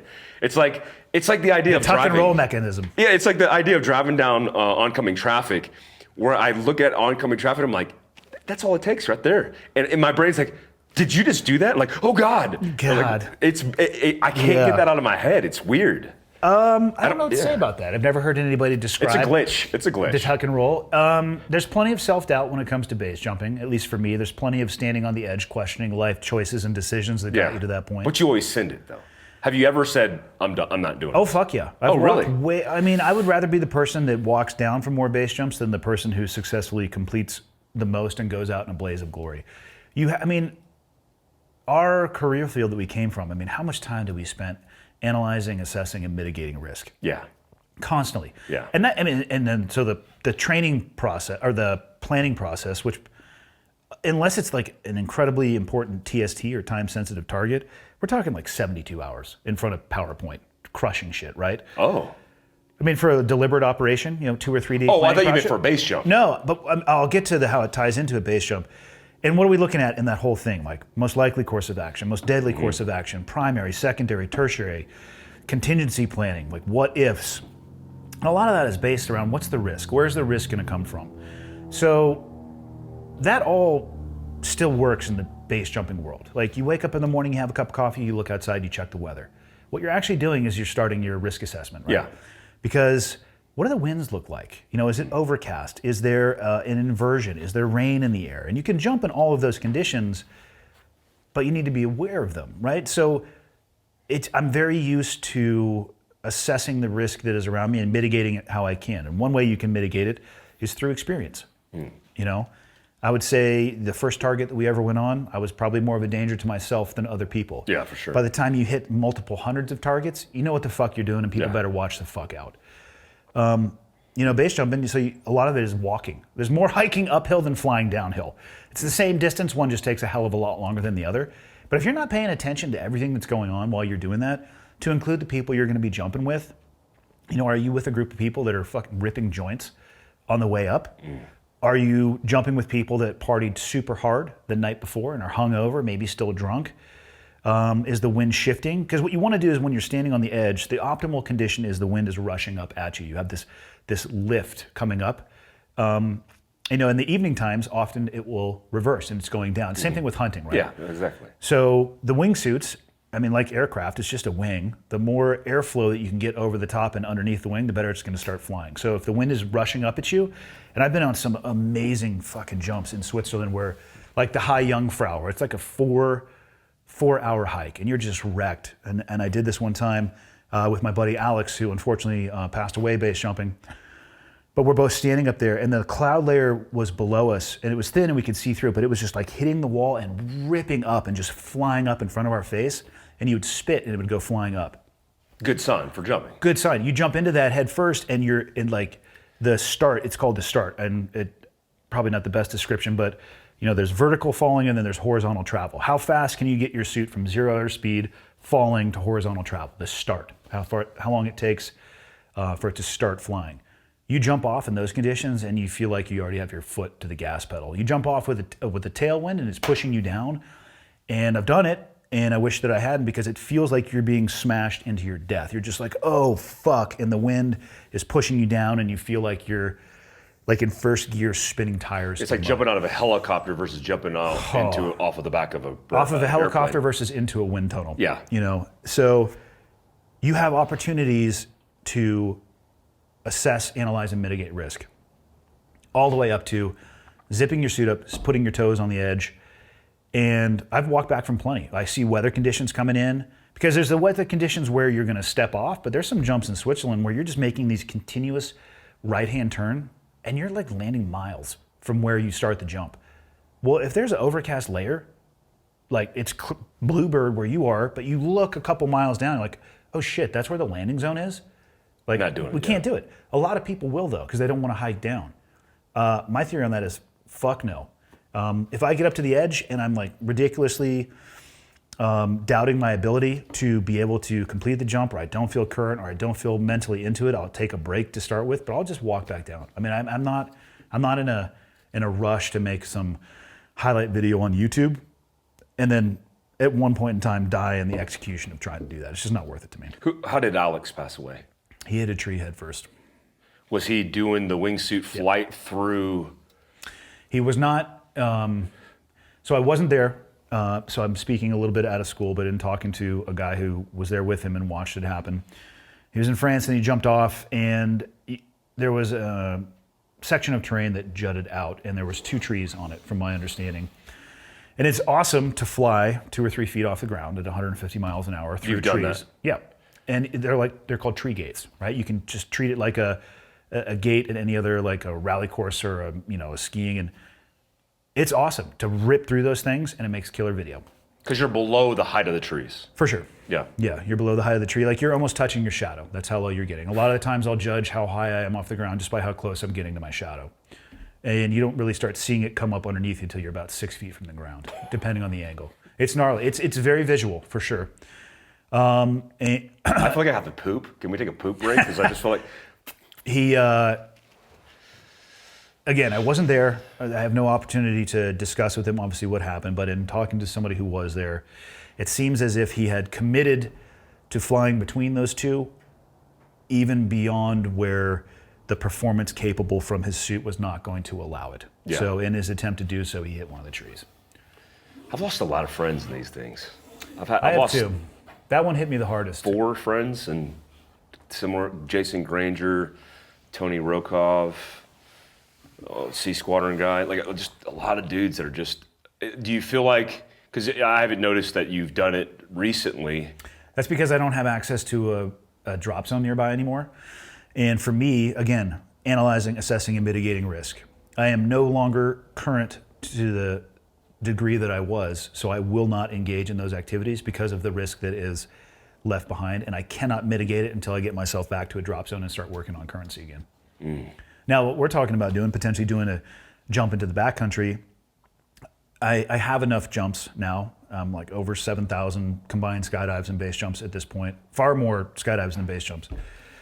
Like landing on terrain that is flat, like that's easy. You know what I mean? You get an experience level. Of course, though, I would go and, I mean, we should probably do some jumps out in Tooele, some tunnel time in Ogden or wherever we may be, but it like that type of stuff, it'll come back in seconds. I want to, so that if you guys are listening to this, one of the plans that we have is, one, we've been talking about this for a while. I've talked with Black Rifle Coffee about it, Trevor and all the guys that are really experienced jumpers, and then we talked about it.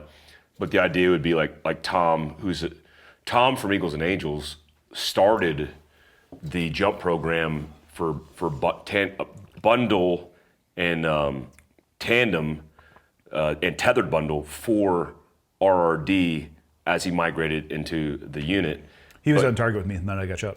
Yeah, he was. Yep. Great dude. Yep. Eagles and Angels is an amazing company, but I'm surrounded by, you know, DJ and Cole, former dev guys that were big into standing up a lot of capability.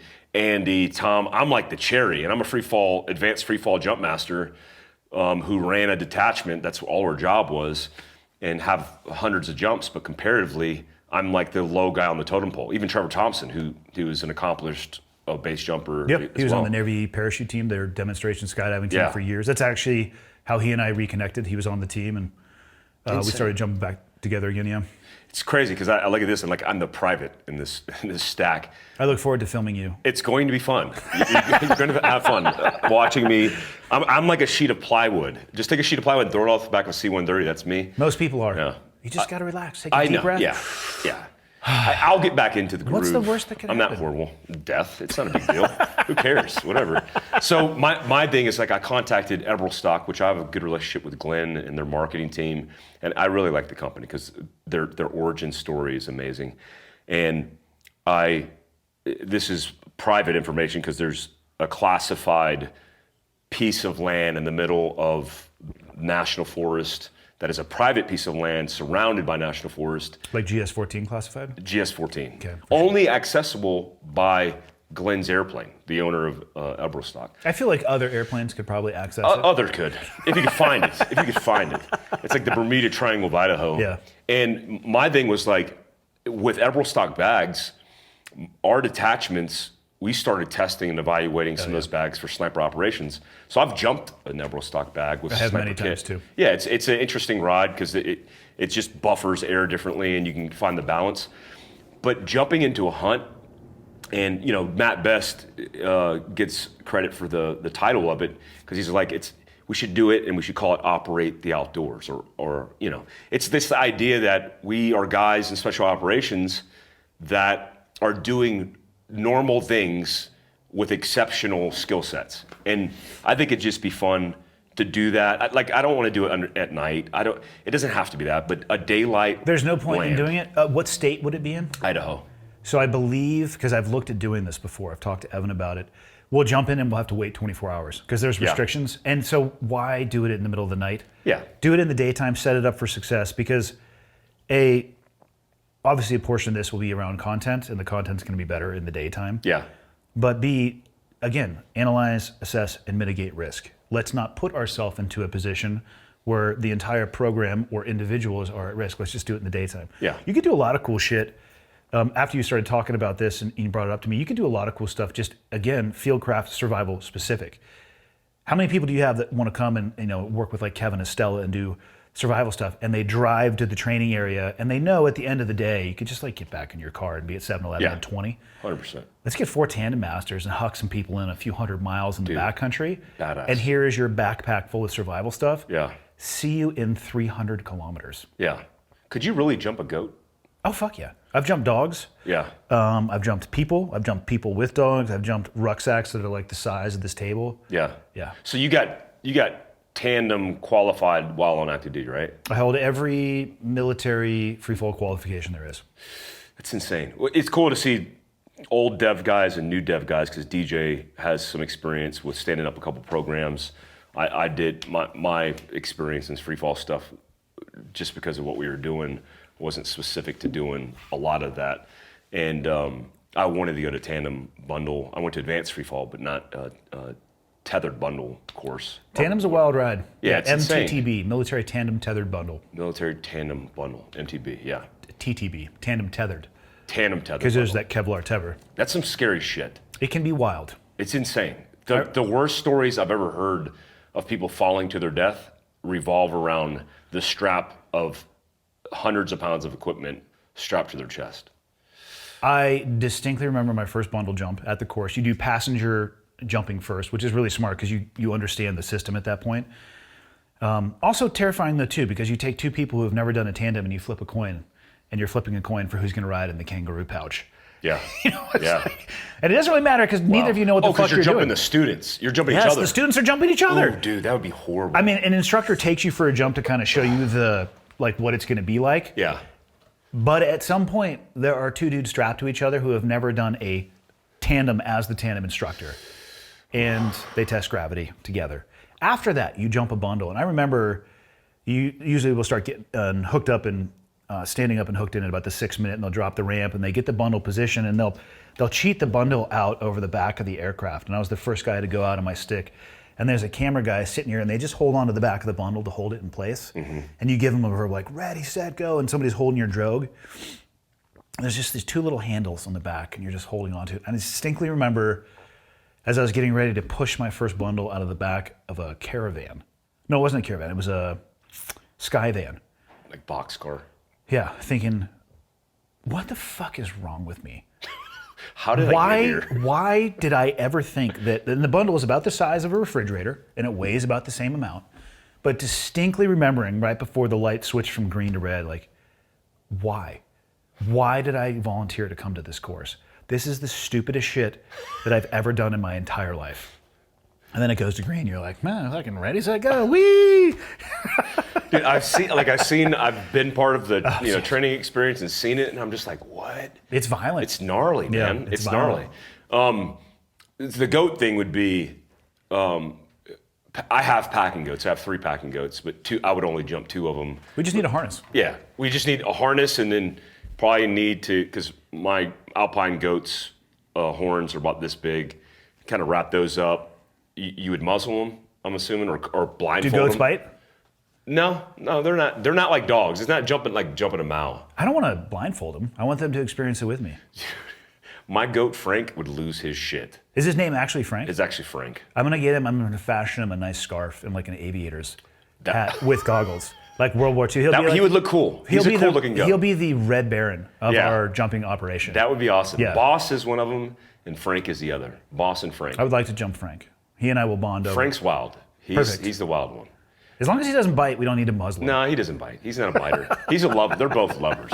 But we would use them to pack out the deer for the experience. And I think it would be cool is to do, I'm thinking like a Hilo exfil, like a Black Hawk comes in, loads everybody up, and we come out. I don't want to do the, what is it called? The extraction spies and spy system. Spies rigs, yeah. Very, very Navy SEAL-esque. That is very Navy SEAL. They did that out of the water. Once. Yeah, it's fun. Yeah, it's fun. Until they suspend you by your ball sack for like 30 minutes. That was brutal. Nobody told me how that rig was going to work, and then it started to lift, and I was like, oh wait, I got to adjust, and then it was too late. You know what we should do? We should combine this with, I would say, an overland exfil. Fuck the Black Hawk. First off, it would be expensive as hell. Do a course where you take like those side-by-sides and you teach a Fieldcraft course, and at the end of the course, they are coming to extract us, but they have to do an overland navigation, camping. That would be fun. Yeah, and that way we're closing the circle. Right? Yeah, You're Polaris, we need that support. Yeah, so we're teaching them, we're having our experience, they collect us, and we make our way out overland. I think that's, do you really need another ride on a Black Hawk? No, not really. Yeah, it's not worth the cost, to be honest. Yeah, that's true. That's a big cost. Yeah. Wait, how would we tandem 10 students in? We would have to get 10 tandem certified guys, or would you do laps. a couple at a time? You could get 2 or 3 guys and 2 or 3 rigs, and you could do lifts. It depends. For the survival thing, why would you jump them all into the same place? You know, why don't you jump 3 different people into 3 different locations? So group of 3, group of 3, group of 3. They have to work together, navigate to link back up. They each get a cadre member there. You know what I mean? So you're checking a lot of different boxes along the way. Sounds like an epic course. Yeah. Sounds very expensive, but it sounds epic. I would say somewhere between $50,000 to $1.2 million per slot. Yeah, that's what I was thinking. It's a wide range, right? Yeah. I'm not going to, but I mean, think about it. You'd be working on, we should probably do a course on teamwork, because there's a teamwork aspect to that, and leadership, right? Yeah. There's the navigation, there's the survival, especially as the groups get bigger. You could easily, obviously I haven't been through the Q course or the FS selection course, but from what I've seen of it, there's a lot of problem solving and stuff. You could set those things up throughout. So there's so many lessons that you could tie. And that's, to me, the beauty of physical activity. Mm-hmm. The lessons that you can learn that will last you for the rest of your life through shared suffering and that type of experience. It's the best. It's the best. Yeah. It's better than any PowerPoint you're ever going to sit through. Not that the lesson can't be learned, but it will be solidified so much better. That's why I don't like doing, I mean, I thought about, like, when we did professional development, like, hey, let's do like a academic block.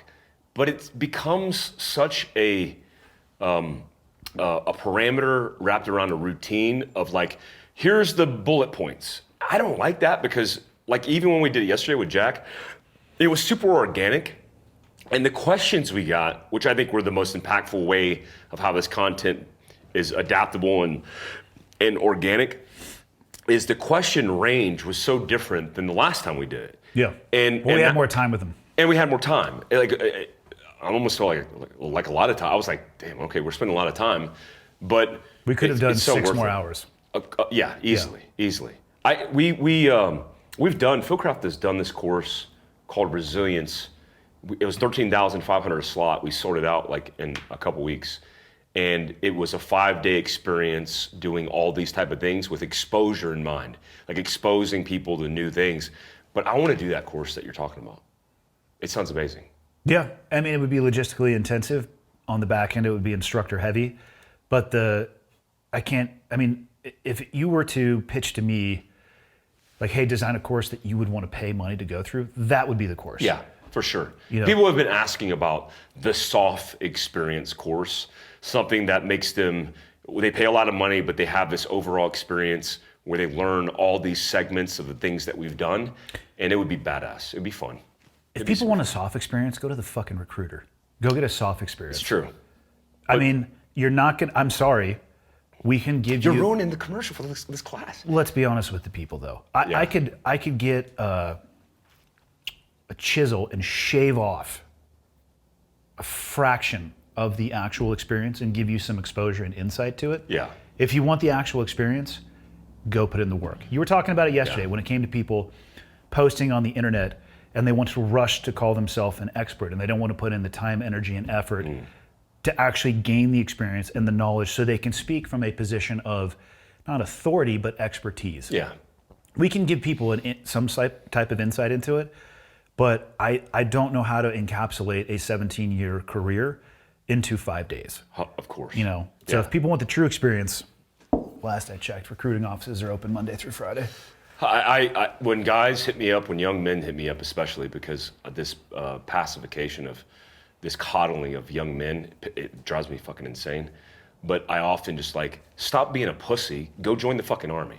Like, you're asking me all these questions and you're looking for all this affirmation to do right. Let me get to the chase. Go fucking do it and stop thinking about doing it. Yeah. Because when we volunteered for service, we were bold because that was our path. And so many people now are like, but I want to virtue signal that I was that guy. Like, I just want to post about it. I don't actually want to do it. Yeah, just go be that guy and shut the fuck up. Yeah, shut the fuck up. Go do the hard work. Be in a bubble where you can't talk about what you do for 20 fucking years and then come out and then try to be us. And that sounds rude. I feel bad. Try to be you, not me. Yeah. Hey, let me ask you this, because we're going to close this out because you got to catch a plane. Why is your watch wrong? Dude, this fucking watch pisses me off. Can you not change the It's timeline? pneumatic. Is it pneumatic? where it's like not pneumatic. Definitely not pneumatic. Not pneumatic. That's like hydraulic based. It's Movement based? movement based, but it doesn't move. And you know how people have those elitists have those little rotating. I had one. Elitists. Yeah, I had one before. But I wish I had my fucking Casio, because this is like a nice Sin. Even though a Sin, if you want to hit me up and sponsor me, I think Sins are the best watch, the German-made watches. The watch is obviously working. It's just an hour slow. It's an hour slow. Why? I like to be an hour behind. All right, just checking. Because I want to be prepared for the hour ahead, if that makes sense, which it doesn't. It doesn't, but that's a good bumper sticker. It is. Yeah. It is. Preparedness I'm in actually, mind. by the way, speaking of good bumper stickers, in production of the shirt, Confidently Incorrect and Always Wrong, Never in Doubt, based off the podcast we did with Evan. That's badass. Yeah, it's a nice black shirt with the cleared out logo and right on the back. It says, I need to get some of those. Always Wrong, Never in Doubt on the rocker. We all know awesome. at least 50 people that deserve that shirt for Christmas and birthday presents. 100%. That's fucking badass. I need that. We need that in our gift shop. This Rogan shit. Censorship, the Rogan thing? I just saw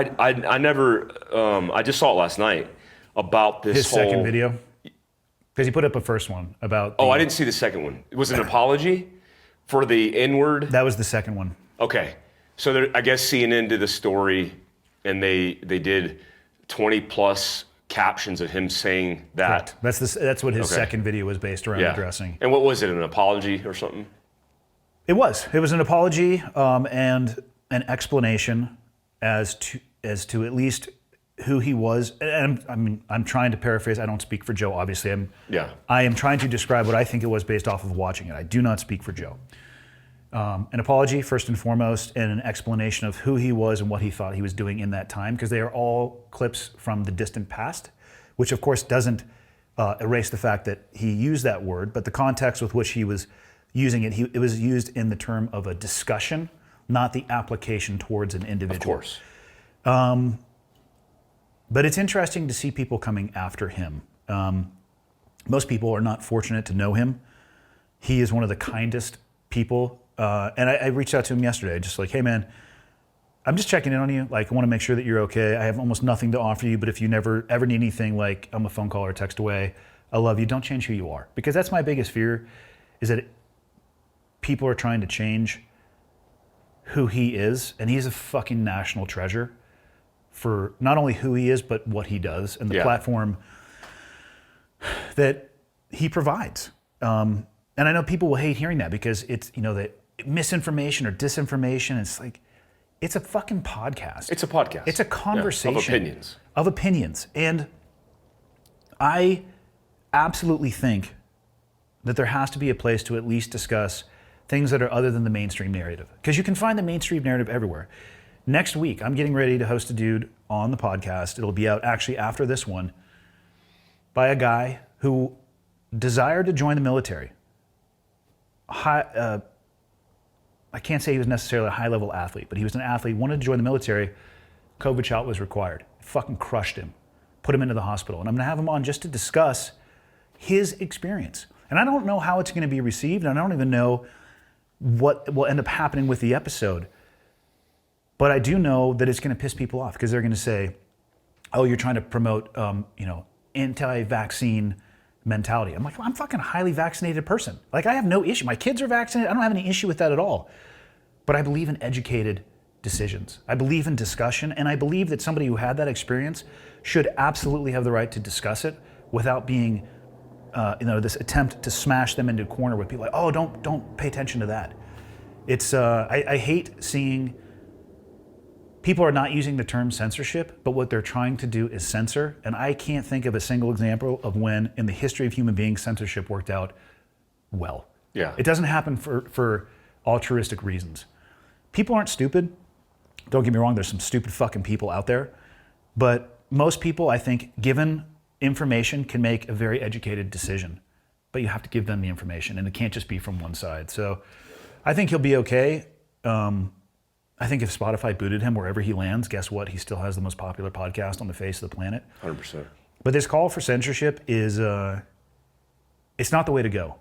And it's a recipe for disaster, if you ask me. Because eventually the people who are calling for censorship, somebody's going to come for you too. Yeah. You better stand the fuck by. When I hear the word used loosely around this is mis or this is disinformation, that's interesting because that's a new thing now. Because the media could do whatever it wanted to because it was seen as that was always right information. It was fact. It was at least opinion that was curated and somehow regulated. But now it's like if you have an opinion on a podcast, that could be labeled mis or disinformation and you could be canceled or most certainly censored. But it's not like you're publishing that as fact. Well, here's something interesting about that topic specifically. He and I recorded that episode Wednesday of last week. On the episode, he made the comment talking about how information is coming to light where lockdowns are far less effective than initially thought. And there were news articles, again, Joe Rogan spreading misinformation about lockdowns being less effective. This fucking morning, before coming up here to do this, a John Hopkins study comes out that shows exactly what Joe was saying is true. Now, there will be no articles written, oh, hey, by the way, what Joe said about the lockdowns being less effective is actually it's starting to be shown in these studies. And I'm sure there's other studies out there that maybe show it was more effective than others. But holding an opinion doesn't mean you're trying to spread disinformation. Yeah. And then when that opinion proves to be true, they just move on to the next. I don't understand the end state. I don't understand where it goes. But I think censorship is exactly the opposite of what anybody should be shooting for. Like banning books. Like people, in my mind at least, when people say, hey, this book should not be read, it should be banned, what I want to do is go read it and figure out why people say that. I'm not going to read a book and it's not going to change who I am as a person. People are smart enough to take that information on board and either do something with it or realize, no, this goes against what I see and what I hear with my own ears and my own eyes. And they have to be afforded that opportunity. And I see the desire for some people to strip that. And I think it's just all based in fear. Like, oh my God, if you read this, you may not believe what I believe, so we have to ban it from you. Yeah. Fuck right off. When I hear the administration putting that out, especially talking about a private company censoring a private citizen, that really concerns me. It scares the shit out of me. But I also reflect on like all the segments of popular culture growing up in. Like Ice Cube, when I was growing up, was a gangster rapper, and he was literally calling Asians chinks in his songs. Yep. And I remember the first time I heard that, I was mowing my aunt's lawn on a cassette, listening to a Walkman, and heard that. And I actually remember taking out the tape and throwing it in the trash because I was like, fuck this guy, yeah. Right? Now Ice Cube's doing kids movies, right? With all these family vacation, comedian type stuff. And I'm like, well, that's the society we live in. Because you could say 187 on an undercover cop as a rapper and be immune to it. But if you have a somewhat conflicting opinion on a podcast, then you're a target. I think Joe Rogan's a target because he's now feared by the narrative that used to have control. I also wonder how those songs would do in the modern day, like if they were released now. Yeah. I'm curious as to, because of the changes in society, I wonder if they would have been as openly accepted as they were back then. Yeah, there's some who was just making that, Bongino. I often listen to his podcast because I like the guy because he doesn't give a shit and he just says what he thinks. But he was talking about some current hip hop that obviously talks about women in disrespectful ways, uses the N-word repeatedly. And not that that's justification for anybody else to use it, but it's all about context. So in the context, why is mainstream media going after Joe Rogan? Well, they're scared because now they're losing control. Because now you think mainstream media, I don't think journalism, I think of entertainment. These guys are a corporate entity that are looking to make money, and whatever they do, they will violate every ethic or principle in order to get better ratings, and it's not working. Their business model is upside down. And what I like about Joe's organic approach to just having a conversation is he grew that following from 0 to millions of people and did nothing but be honest. So for the media to say you're dishonest, the more they open their mouth, it's like the asshole in the room who knows he's wrong, but he keeps talking and everybody in the room knows who the fuck he is. He's now that guy. CNN, for example, has identified themselves as being those guys, and they have no leg to stand on. A pedophile, a corrupt journalist who was helping his corrupt politician brother, and total corruption of going after private citizens. I think we're going to see a huge shift culturally of these corporate entities going upside down. AT&T just required CNN. They did? Yeah, they did. And that acquisition, some people are talking that they might even crush CNN. I hope they disband CNN as an entity, or start something else that's going to be more serious when it comes to news and journalism. We need that. I mean, we need the news. I talked to Evan Hafer about this and got Tulsi, Jocko, you, Tim Kennedy, Evan, and me on board this idea of like, let's do our own media. Let's have our own entity. The problem with that is it takes a lot of money. I mean, it takes hundreds of millions of dollars to do right. But if we could do that to insulate not an echo chamber of the right-wing voice, but of moderate Americans, of right journalism, right news, right media, and then an opinion that's not going to be censored or suppressed, we got to fucking do that. And I hope, I don't know if this is ever going to happen, but as Joe deals with these issues with corporate media entities that are combating over who's making the most money, I'm not sure if Spotify was the best move for him, but he made the move. Maybe there is a path for Joe with the network that he has to start his own entity, to work on giving other people, like even me and you, as we grow and scale, we're not a threat. Your podcast is more popular than mine, but you're not a threat to mainstream. When you become a threat because you have so many people that you've accumulated in the market, then all of a sudden corporations want to go after you. If you're protected and insulated to be able to have that voice without threat of censorship, it opens up the conversation more. And that's what we need more of. I mean, we need more of that. I agree. It's like, I feel like we're living in like when we grew up, it was like the radical entity going after the book because the book needed to be censored because it was too risque. It's like, what the fuck? We're talking about removing books out of libraries because we're afraid of what it says in the book? Yeah. Like, that's an option. You don't want to pick up the fucking book? You don't want your kid to read it? Don't fucking read it. Don't listen to Joe Rogan's podcast if it offends you so much. And now you got fucking nerds at CNN investigating every word dating back 30 fucking years. It's like, oh my God.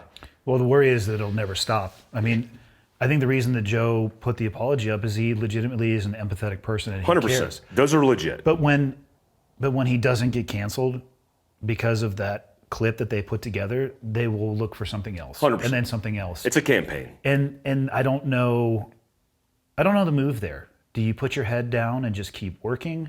Do you have to make an apology to every single issue that, like, you know what I mean? Like, fuck. I don't know which one of those paths is the right one. Yeah. I heard a lot I saw a lot of content this morning on people saying the biggest mistake Joe Rogan made was apologizing. He apologized because he cares. It is. It's because he genuinely cares. Yeah. But here's the problem with that. Just like you stated, if it's a deliberate campaign, he'll be apologizing every day. Because they're going to find dirt. We all have dirt.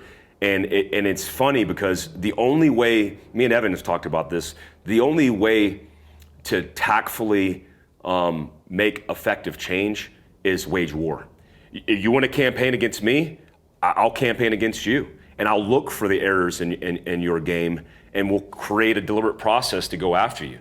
Because the alternative is they're just going to accumulate millions of dollars to put in a pile as a funding resource to just go after Joe.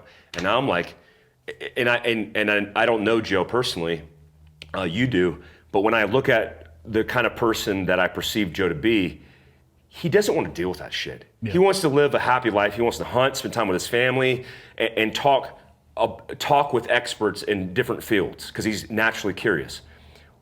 What happens to that person when they're getting berated, getting smashed every fucking day, even getting the texts and the phone calls? What happens to them when they're like, you know what, I don't need this, fuck yourself? Well, what happens is society loses because we lose, like you said, a national treasure that's able to curate that conversation, which we should be fucking having. Agreed. On that note, I got to roll. You don't have to fucking roll. I do. We're gonna drink 3 more of these and do another 12 fucking hours. Well, you know where I live, motherfucker. You can come up True. anytime. I That's also true. know where you I'll live. jump in your house. Psych, I'm not doing that shit. You I'm could. gonna fly a plane. Just land in the water, be safer. Do Army guys know how to swim? No, that's why I never became a Navy SEAL. Do you have to do some kind of like, you don't do ads or nothing anymore? Just for Black Rifle. Oh, sweet. Yeah. They're simple. Like if you don't want to drink coffee that doesn't suck dick, drink Black Rifle coffee. Yeah, go drink Starbucks, communist. Today's guest. Love that. So this is the first episode of the Cleared Fieldcraft Hot Survival Podcast. It makes sense to me. It does make sense. It does. I'm just going to take all your podcasts and use them on my channel. I'll just send you the file. Yeah, I'll just send you guys the file. It's perfect. All right, man. Cool. Thanks. All right, brother.